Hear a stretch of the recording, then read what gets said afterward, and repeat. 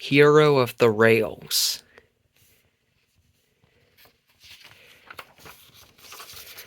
Thomas was enjoying a quiet summer day until Spencer raced by with a whoosh.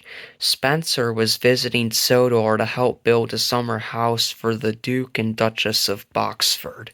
Spencer thought he was better and faster than all the other engines, so Thomas challenged him to a race. Ready, set, go. Thomas and Spencer sped along the rails and raced around Sodor. Up and down hills, faster and faster they went. Suddenly, Thomas's brakes broke. He crashed through some bushes and made an incredible discovery.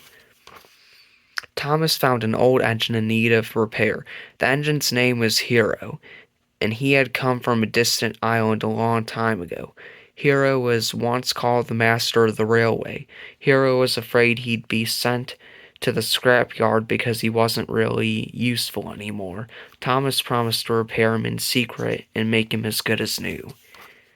Thomas found some spare parts at the bustling Sodor Street Steamworks. These will help Hero, he peeped excitedly. But as he was on his way to visit Hero, Thomas learned something terrible.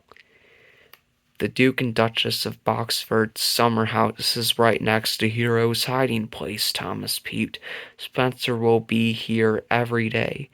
Thomas knew he would have to be careful or Spencer would discover Hero. Just then Spencer steamed around the bend. I think you're up to something sneaky, he puffed. Thomas didn't answer. He just chuffed away nervously. Thomas couldn't do his work and repair Hero on his own. He needed help. So he went to Percy and told him everything. Of course I'll help, Percy peeped. What can I do? So Percy hid his mail cars and helped Thomas with his work. But the loads were too heavy for Percy. He soon popped a valve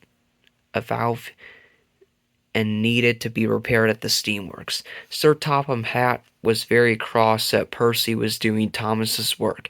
Thomas didn't tell Sir Topham Hatt about Hero, but he did tell the other engines because he knew he needed their help too. Spencer wanted to know Thomas's secret, so he followed him everywhere. Thomas made sure to lead Spencer as far from Hero as possible. He even went out to the quarry, where Spencer had a dusty accident. Meanwhile, all the other engines helped Hero. They were amazed by his stories about his distant home. Hero liked his new friends, but he missed his old friends. A few days later, Hero was almost as good as new. He just needed Percy to bring one last part. But while Hero and Thomas waited, Spencer huffed along the track. I knew you were up to something sneaky, Spencer puffed. Hero tried to race away, but without his last part, he sputtered to a stop.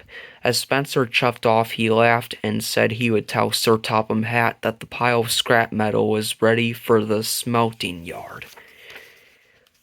Thomas knew he had to get to Sir Topham Hatt first. He and Spencer roared through tunnels and rushed around bends.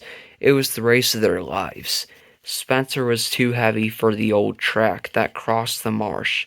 With a creak and a crash, he splashed into the water.